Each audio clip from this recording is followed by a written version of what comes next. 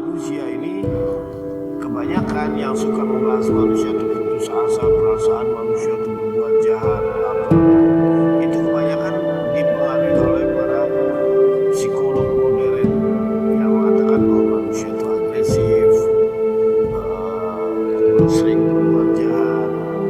Padahal enggak. Bahkan kalau kata Hijau, ada salah satu filsuf Jerman yang keluar dari pendapatnya si Sigmund Freud, itu mengatakan ya manusia pada hakikatnya dia lebih kenal kepada Tuhan.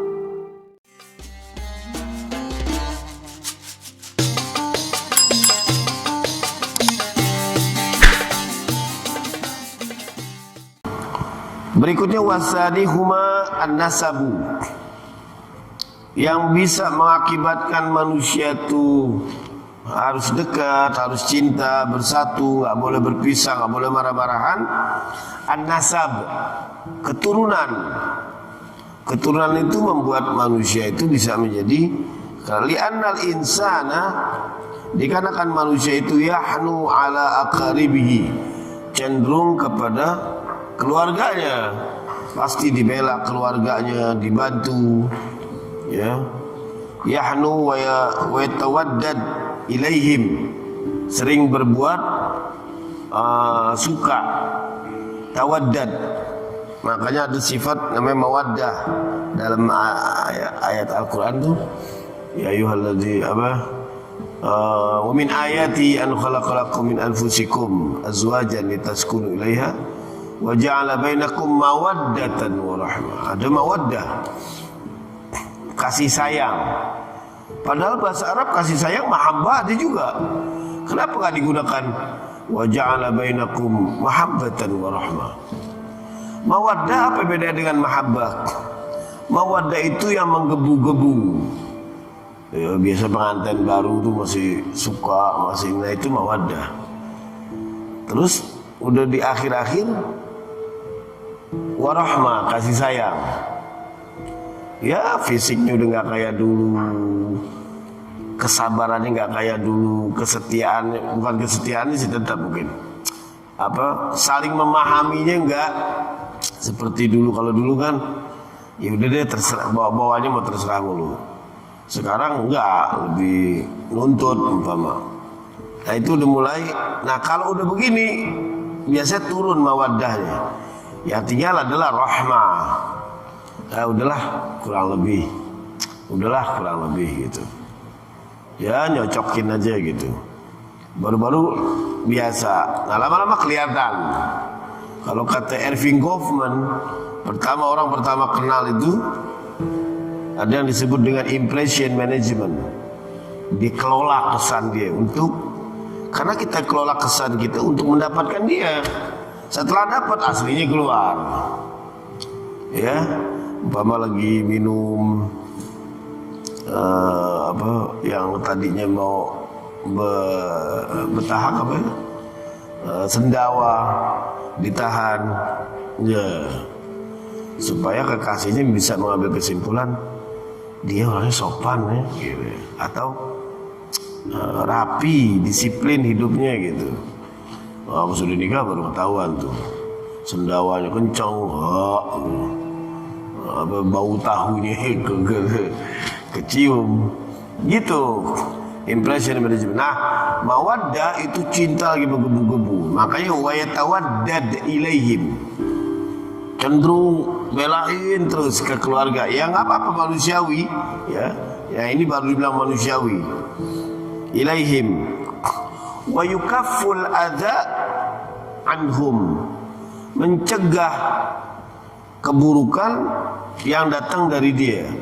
Atau diartikan di sini apapun, kalau wa yakufful adza anhum, kita yang mencegah gangguan kepada keluarga kita. Tapi kalau diartikan, dibaca wa yukaffu anhumul adza, dia yang menahan diri dari gangguan keluarganya, ngerti ya?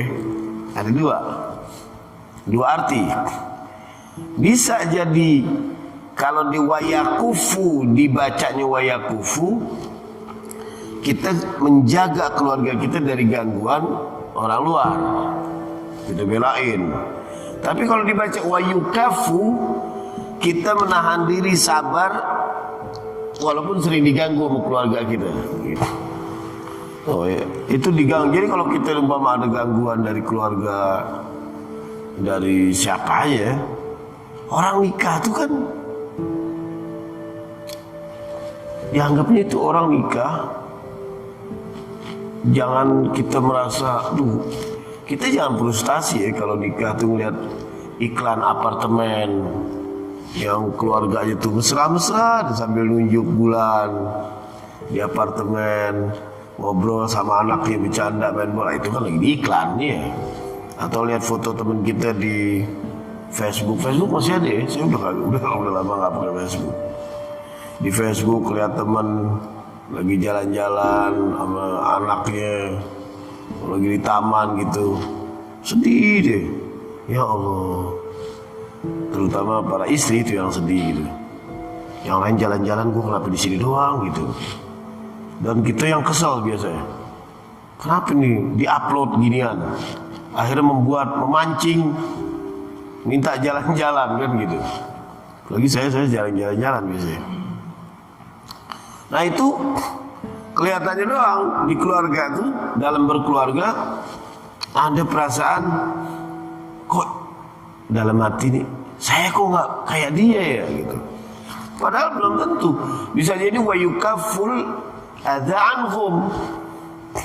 Orang-orang tuh menahan diri. Berkeluarga udah pasti ada problem, pasti. Makanya pertama kali berkeluarga, saya sering bilang, pertama kali berkeluarga tab angkah tuka, ketika nikah qabil tuh selesai, buka handphone itu. Kalau sekarang nih yang nikah pengantin muda, atau nggak apa-apa lah pengantin kawakan juga, buka handphone, seleksi, meminimalisir atau mengeliminasi teman-teman yang kira-kira udah nggak layak ditemenin. Oh nanti kita bahas ini. Terutama perempuan, contohin. Nah ini alumni yang perempuan ini delete. Udah nggak penting tuh. Karena nikah udah harus fokus ke keluarga. Kalau enggak, aduh. Nanti kalau kagak, gangguan setan itu ada. Temen lah pura-pura curhat, perasaan kita paling benar. Wah, nggak boleh tuh suami begitu. Padahal dia sendiri padahal belum tentu begitu. Nah ini yang teman merasa, ih kok dia begini, kok dia kagak ya. Oh beruntungnya orang dapat kayak gitu. Akhirnya pindah. Makanya delete atau delete ya. Nama-nama perempuan. Karena saranin gitu, ente mau nikah, ente mau gak pegang omongan? Iya biar enak bib, terjaga samawa kan gitu. Orang sekarang suka singkat-singkat. Saya biar samawa bib gini. Ente buka HP, sekarang ente itu tandain, jangan all, satu-satu. Nah yang perempuan sebutin, kira-kira akrab boleh, deh hapus. Atau ganti nomor udah. Karena ntar ngajak ngumpul, ngajak ini, ngajak, wah itu bisa repot. Sama yang perempuan juga begitu. Kalau mau saran dia bilang, kalau ente mau, kalau enggak. Kalau enggak apa-apa. Khawatir itu mau cegah dari gangguan. Betul-betulan itu. Karena pertama kali hapus. Biar udah gak ada teman-teman lagi. Nah, alumni deh. Lebih baik meminimalisir pertemanan. Kan kalau kata orang tuh, kullama zdada umruka kullama qalla sadiquka. Semakin kita tua, usia saya bertambah, semakin sedikit teman. Karena kita udah bisa meminimalisir. Ini nggak penting nih, ini nggak penting. Makin dikit. Ini insya Allah saya ngomong gini bukan sombong ya. Saya semenjak merasakan nikmat dibaca buku, itu berteman makin dikit. Karena saya suka membayangin baca buku itu bukan baca buku. Nanti coba kalau kita yang belum merasa nikmat baca buku, tapi wajah-wajah udah pada baca buku sih. Saya bayangin kalau lagi baca buku, penulis itu ngobrol sama saya, bayangin. Umpama nih saya baca bukunya Ustaz Quraish Shihab. Saya bayangin Ustaz Quraish Shihab lagi ngobrol sama saya. Bener-beneran saya jiwa itu. Sehingga omongan dia gampang diterima.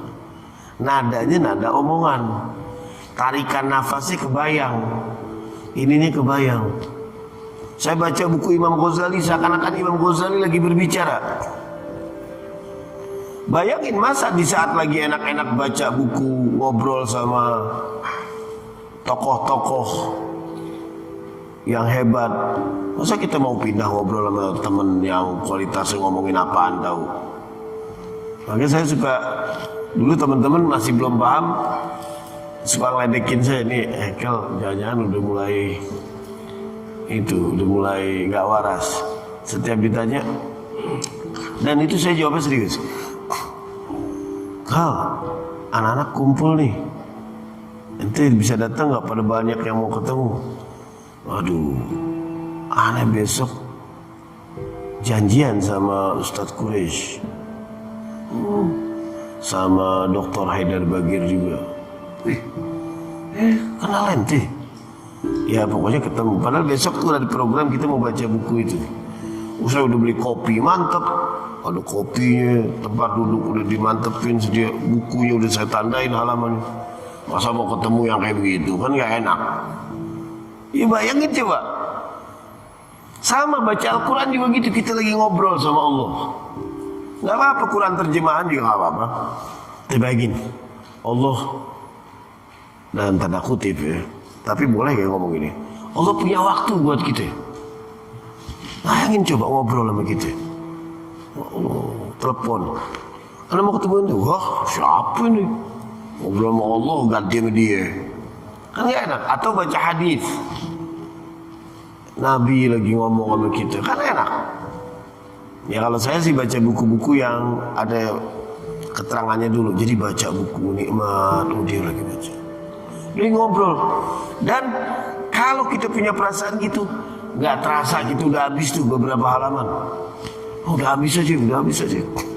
Kemarin saya habis baca buku Eko Laksono, buku tentang Megatrend, bukan Megatrend 2000, pokok yang tentang abad kebangkitan sejarah. Baca tuh bagaimana Al-Farabi baru cerita dari zaman Nabi sampai ke zaman kemerdekaan Indonesia juga disebut situ. Enak, bukunya tebal. Itu nggak lama kalau kita bayangin orang itu ngobrol sama kita. Atau kita bayangin siapa yang omongan itu kalau ngobrol asik. Gayanya gaya Zainuddin MZ. Bayangin itu nada Zainuddin MZ lagi baca di telinga kita dengan itu, enak pasti. Gitu aja, siapa yang kita punya favorit siapa? Mau Agim, mau Ustadz Jeffrey Al-Bukhari, bayangin tuh lagi baca depan kita. Nah gitu. Nah itu ada gangguan kita. Eliminasi teman-teman. Keluarga ada gangguan pasti. Gangguan dari siapa? Bisa jadi kita udah cocok sama istri. Ini kita bukan mau lagi manas-manasin, tapi justru menenangkan diri. Sama istri selesai, oh nggak ada masalah. Udah pasti loh, setiap keluarga pasti berkeluarga. Nah, sampai level Nabi pun ada. Gangguan bisa jadi dari mana? Dari mertua. Bisa jadi dari orang tua kita. Udah selamat mertua, udah baik, selamat ipar. Loh, mesti itu. Ipar ngeselin, umpama gini, nggak cocok terus, ada aja pasti. Nabi Nuh gangguan dari istrinya, dari anaknya juga. Nabi Lut dari istrinya. Nabi Muhammad dari paman-pamannya, bibi-bibinya. Enggak.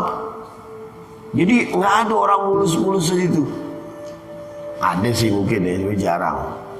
Mulus, lancar gitu.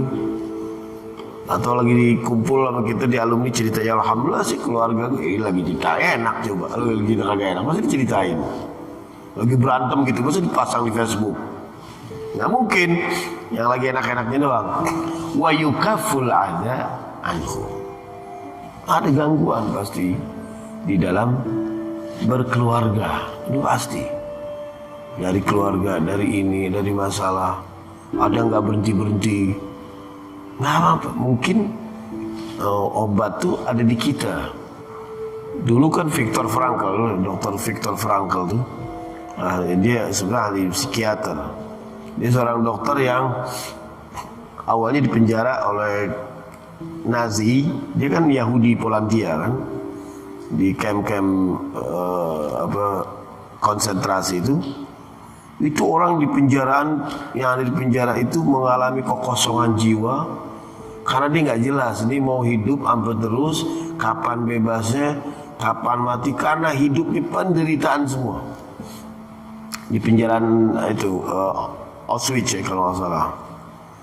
Itu akhirnya tiap pagi dia udah nggak aneh dengar ada orang bunuh diri. Yang satu lagi ada orang menabrakkan dirinya ke kawat besi berduri yang dialiri setrum yang sangat tinggi. Mati udah. Nah, Dr. Viktor Frankl ini ngelihat itu, dia berpikir kalau hidup saya ini mengeluhkan penderitaan, kenapa harus dipenjara, kenapa harus ketemu Nazi, kenapa ini, nggak bisa habis dan bisa jadi saya bisa mati juga sama dia, kata dia. Akhirnya dia punya pikiran lain, lebih baik dia yang padahal di dalam keadaan sumpah, dia akhirnya menasihati para tawanan-tawanan itu dengan kebahagiaan, dengan cinta, hidup itu harus optimis. Berhasil. Akhirnya dia hidup pagi-pagi semangat untuk ngobatin pasien-pasien itu. Dia cari ada tujuan di situ. Nah, ini ada tujuan yang ini. Jadi penderitaan itu kalau dicari ada. Kalau mau kita buat-buat ada. Tapi kalau kita cari solusi banyak sebenarnya. Nanti Dr. Viktor Frankl tuh obatin orang berkali-kali. Orang nggak pernah jadi putus asa. Bahkan ada orang yang tadi mau bunuh diri, istrinya mati, dia nangis apa segala macam. Kenapa dia menderita terus hampir dia mau bunuh diri? Dr. Viktor Frankl cuma tanya doang, kenapa kamu bisa nangis ini? Padahal istri saya itu orang baik, saya cinta banget gini. Nangis terus. Udah segala macam. Kata Dr. Viktor Frankl dibalik doang sama dia. Bagaimana sebenarnya bisa jadi ini kasih sayang Tuhan? Bagaimana kalau sayang Tuhan? Sebenarnya begini, coba kalau umpama itu dibalik. Kamu mati, istri kamu kagak. Pasti yang lebih menderita istri kamu, ketika nggak kuat dan ngadepin ginian. Bisa jadi istri kamu tuh mati duluan, kamu enggak. Karena Tuhan tahu, ini karena dia bakal bahasa Tuhan. Tuhan tahu kamu tuh lebih kuat dalam menjalani hidup. Kamu tuh lebih kuat dalam nanti membebani, menjalani, menanggung anak-anak yang lagi masih di luar tuh. Kamu bisa cari sendiri, kamu yang bisa mencari nafkah. Sekarang kalau kamu mati, bayangin istri kamu dengan kelelahan mencari hidup segala macam, itu jauh lebih menderita dan kamu lebih menderita di alam baka, katanya. Langsung sehat itu. Dr. Viktor Frankl cuma membalik istiwa doang. Artinya apa? Artinya setiap cobaan itu pasti ada di setiap hidup dan kita harus bisa mencari. Nah, wa yukafful adza anhum, kita mencegah dari segala hal yang diganggu oleh itu. Wajar setiap hidup itu ada cobaan. Jangan kita apa-apa kita ceritain mulu ke orang. Waduh, keluarga gue nih kemarin. Jangan. Udah, ini tanggung jawab kita. Memang Allah kasih beban ke saya dan yakin beban ini pasti Allah tahu kalau kita ini sanggup dalam menjalani ini semua. Pasti. Nggak mungkin lah. Fa inna ma'al yusri innal ma'al usri yusran. Pertama dia ma'rifah sebutnya, al-ma'rifah, al-usri, yusran dalam bentuk nakirah. Artinya apa? Berapa banyak problem itu diselesaikan dalam bentuk yang bermacam-macam. Bedanya kita belum nemu doang. Kalau belum nemu kan bukan jalan buntu, masih ada. Nah, kalau capek bukan jalan buntu, ya kita ini capek. Setiap itu pasti ada masalah. Kama qala Nabi sallallahu alaihi wa alihi wasallam, inna rahima idza tamasat ta'atafat. Sesungguhnya kasih sayang itu apabila tamasat ta'atafat, kalau sudah tersentuh dia akan menjadi lembut. Kalau dia datang kepada kita, dia akan menjadi lembut. Ya, berbuatlah kasih sayang kepada orang, niscaya orang lain juga akan berbuat baik kepada kita. Kalau di Al-Quran bilang di surat Ar-Rahman, hal jazaa'ul ihsan illa al-ihsan. Ya, tiada kebaikan melainkan akan dibalas dengan kebaikan lagi. Itu Allah janji. Tapi itu jangan nunggu-nunggu dengan mengharap gitu, habis gini mana nih, nggak ada lagi, enggak. Tapi tetap berbuat baiklah, pokoknya sesuai apa yang diperintahkan Allah. Adapun balasannya nggak usah berharap banyak, itu cuma bonus doang. Kalau kita berharap terus, karena kebaikan dibalas kebaikan lagi, ada orang kita mendapat kebaikan lagi, itu bonus lah kurang lebih. Tapi kalau dalam beramal, kalau bisa jangan pernah berharap banget memikirkan harus ada kebaikan. Karena kalau kita fokus ke situ, habis berbuat baik akan ada perbuatan baik lagi yang akan menghampiri kita. Kita akan kecewa. Karena bisa jadi perbuatan baik itu datangnya nanti, bukan pas yang kita harapin. Belum datang juga nih, kalau udah berbuat baik gitu. Belum ini juga, belum enggak. Karena Al-Quran yang lain mengatakan apa? Ketika laisa lan tanalul birra hatta tunfiqu mimma tuhibbun. Kamu tidak akan bisa dikatakan baik kalau sampai kamu bisa memberikan segala sesuatu yang kamu cintai. Dan jangan pernah berharap la nuridu minkum jazaan wala syukura. Innama nut'imukum liwajhillah. Kami memberikan sesuatu ini, makan ini hanya untuk Allah. Jadi para keluarga Nabi itu memberikan makan itu, ada Sayyidina Ali, Sayyidatuna Fatimah, Sayyidina Hasan dan Sayyidina Husain pernah memberikan makanan walaupun di dalam keadaan lapar. Tapi apa katanya? La innama nut'imukum liwajhillahi la nuridu minkum jazaan wala syukura. Kami memberikan makan ini kepada Allah hanya murni karena Allah. La nuridu minkum jazaan wala syukura. Enggak mengharap belas itu orang ucapin terima kasih, enggak berharap bakal ada balasan lagi, enggak. Taunya apa? Yang penting Allah perintahin, titik, selesai. Kalau kita berharap, wah repot itu. Akhirnya ntar kayak level, ada yang saya ketemu tuh, bilang, nanti kok nggak sholat sih? Sholat dong, yuk ke masjid. Sholat juga percuma, Habib. Kenapa? Saya susah-susah baik. Ini saya lagi niruin dia. Mungkin saya kaget sebut orangnya. Oh, saya suka bercanda mulu sama dia. Oh gitu, iya. Temen saya tuh kaya banget, kagak sholat, dapat duit aja itu. Saya bilang, emang sejak kapan ayatnya mengatakan sholatlah nanti kamu akan kaya? Ada ayatnya enggak? Ya saya mana tahu ayat, apalagi kagak tahu. Kagak tahu aja kenapa bisa jamin ngambil kesimpulan bisa jadi kaya? Sejak kapan Islam itu nganjurin beribadahlah nanti kamu akan hidup mewah? Ada enggak? Nggak ada, enggak. Yang ada kalau beribadah paling hidupnya jiwanya tenang, bukan hidup enak. Dia diem aja. Dia kayaknya kagak nyampe sih dia, kita ajak ngomong ke situ. Tapi Allah alam nyampe apa kagak. Jadi kita kasih tahu ibadah itu keperluan kita jadi baik, kita ini segala macam. Kalau ente nggak ibadah juga apa-apa, nggak masalah sama sekali. Tidak merubah kualitas Allah, nggak apa. Yang penting ibadah itu menenangkan jiwa. Makanya ada hadis Nabi, lis-shaimi farhatan. Untuk orang yang puasa itu mengalami dua kebahagiaan.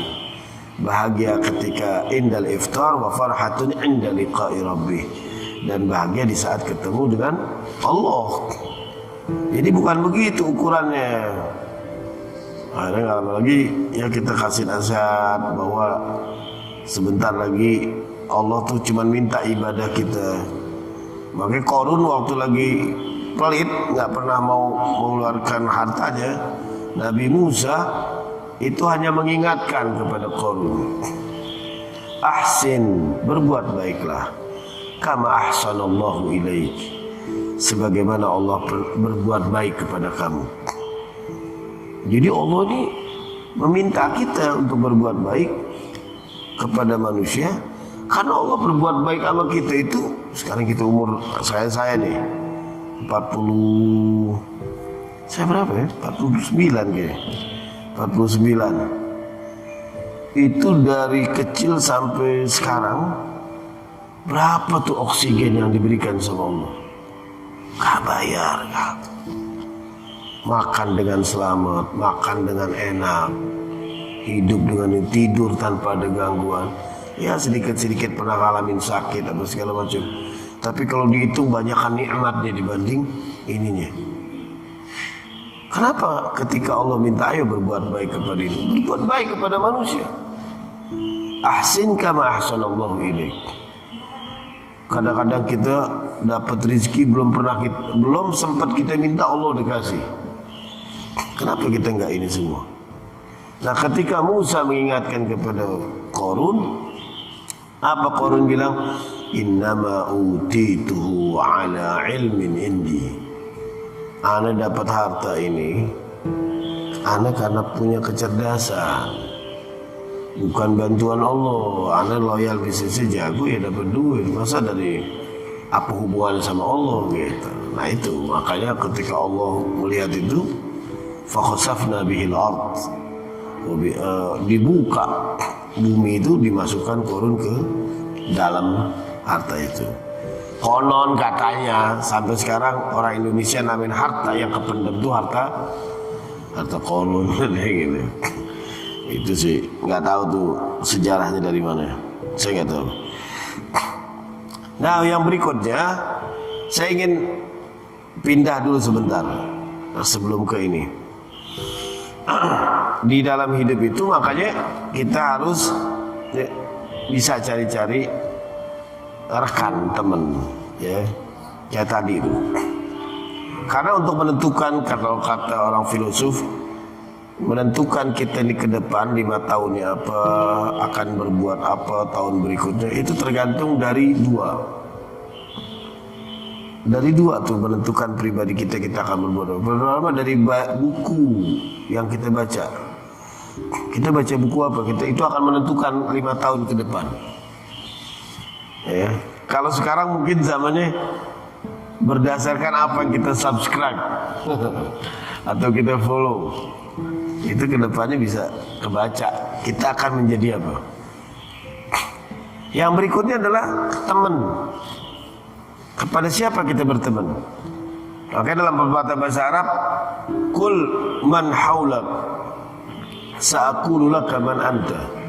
Katakan siapa di sekitar ente, anak akan sebut. Saya bisa prediksi kamu ini siapa.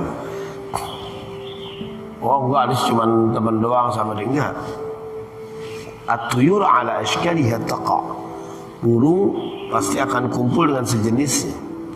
Kalau kita teman sama orang baik, pasti kita akan baik. Nabi SAW udah mengibaratkan, kalau kita kumpul dengan tukang parfum, itu kena wangi. Kalau kita kumpul kena sama orang tukang pemukul besi, pasti kita akan kena peltikan bajunya, apinya itu paling enggak, atau asapnya kena ke kita, pasti. Makanya kita teman sama siapa dulu. Kalau kita teman sama ini, teman ini, cuma kalau ketahuan. Mungkin ada orang dulu pernah bilang ya, saya masih kecil tuh, kalau berteman tuh nggak usah pilih-pilih sama siapa aja. Itu sebenarnya lain konteks. Itu konteksnya kalau kita orang kaya, temenin sama siapa aja, sama yang kurang mampu, sama ini. Cuman dalam hal ini beda ini. Dalam hal ini kita harus tadi meminimalisir teman. Siapa teman yang harus kita singkirkan? Kita teman harus hati-hati juga. Kita kan pengen punya teman yang bisa menghargai waktu kita, kreativitas kita. Kita punya pikiran, dihargai, kita ngomong, didengerin. Pengen punya teman kayak begitu. Siapa teman-teman yang harus disingkirkan? Harus kita hidup tuh bisa jadi maju. Yang pertama yang harus disingkirkan adalah kasratus syakawa. Orang yang sering ngeluh. Mulai sekarang kita coret tuh teman-teman gitu. Tapi terserah sih, kalau mau sabar terserah. Kalau kata Al-Imam Al-Habib Abdullah bin Alwi Al-Haddad, kalau kira-kira ini kita mampu teman sama dia dan bisa nasihatin, lanjut. Tapi kalau kagak, nggak apa-apa, mundur. Nggak apa-apa. Untuk menjaga keselamatan kita, mundur. Nabi aja diingetin, fadzakir innama anta. Ingetin Nabi, lasta alaihim bimusaitir. Ente nggak ada paksaan untuk nguasain dia untuk sampai dia beriman, nggak. Mau beriman, fadl, mau nggak, terserah. Kita juga teman gitu. Ada orang temen ngeluh mulu, diajak makan, ngeluhin makanannya. Makanannya enak, ngeluhin pelayanannya. Pelayanannya enak, makannya enak, dia keluhin tempatnya. Tempatnya udah enak, wah jauh lah masalah, ngeluh mulu. Telepon kita berkali-kali isinya keluhan mulu.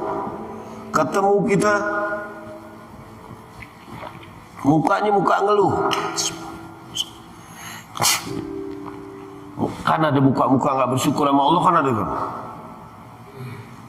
Ngeluh mulu. Datang ke rumah ceritanya ngeluh. Sekalinya diselingin alhamdulillah, alhamdulillah ngeluh. Gimana tuh alhamdulillah ngeluh? Alhamdulillah Beb, anak-anak kemarin sekolah bayar uang muka sekian. Ya alhamdulillah deh, walaupun anak nggak punya duit, ya anak kayaknya minjem duit. Romannya minjem duit nih kayaknya begini. Alhamdulillah Beb, kemarin rumah bayar kontrakan berapa ya? Ini. Ya 3 bulan lah belum. Tapi alhamdulillah lah. Tapi ngadu. Nah, jadi ngeluh mukanya.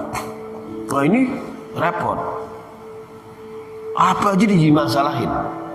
Jadi dia nggak bisa mencari solusi setiap masalah. Justru dia mencari masalah di setiap solusi. Nggak bisa nih. Ini ya pegel yang begini tinggalin. Yang begini harus ditinggalin. Karena kita akan capek sama dia. Ya. Yang berikutnya secara singkat aja. As-saytara ala. Kita punya temen nih harus kita tinggalin yang sifatnya ngebosi, ngatur. Nonton yang nentuin dia, makanan yang nentuin dia, tempat jalan-jalan yang nentuin dia. Wah, kita nggak boleh kumpul sama dia, diatur. Ini pakaiannya kenapa jadi begini? Ya siapa lu? Diatur ini, diatur. Nah itu tinggalin yang begitu. Kita berteman kan niatnya mau sama-sama masing melakukan, bukan saling mengatur.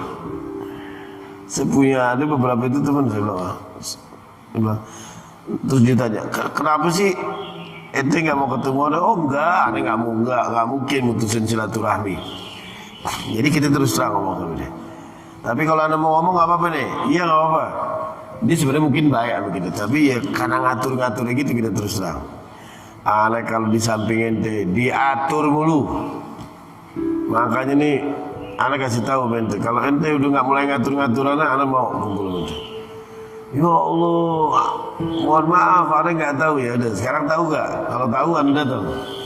Gitu. Udah harga mati. Bayar cash udah. Kasih tahu. Kalau ente mau pegal terus, ya nggak apa-apa. Sabar gitu. Sebenarnya dia, jangan. Kalau mau sabar ya fadl. Yang berikutnya ada ma'rifatin nafas, nggak tahu diri. Tinggalin itu. Mampir ke rumah, udah tahu bahwa lingkungan kita ini di rumah umpama nggak ada yang merokok, kita minta dia afwan. Di rumah nih nggak ada ngerokok biasalah ngerokok tetap. Besok coret tuh. Atau minjem motor, pulangin nggak diisi bensinnya. Ke rumah pulpen hilang, apa aja hilang gitu. Buat gue, ya Allah, coret itu. Nggak tahu diri. Itu nggak bisa tuh teman-teman kayak begitu. Ya, harus diisi. Namu juga harus tahu juga. Datang jangan jam 12. Namu jam 12 siang, pas makan siang. Kan cakep tuh. Namu begitu. Assalamualaikum, dari mana? Iya. Lagi cari warung makan nggak ketemu. Mau makan tuh mah. Sini warung makan sedang buka ya. Sini aja deh. Tenang harap deh. Makan deh. Terus kalau bertamu ke rumah orang harus tahu diri. 3 hari Nabi batasin. Kalau kepepet namu nih 3 hari. Lewat dari 3 hari nggak boleh. Kenapa? Ini orang punya privasi rumahnya. Dia mau ngapa-ngapain, kamar mandi tadinya udah cukup. Gara-gara ada ente jadi ngantri.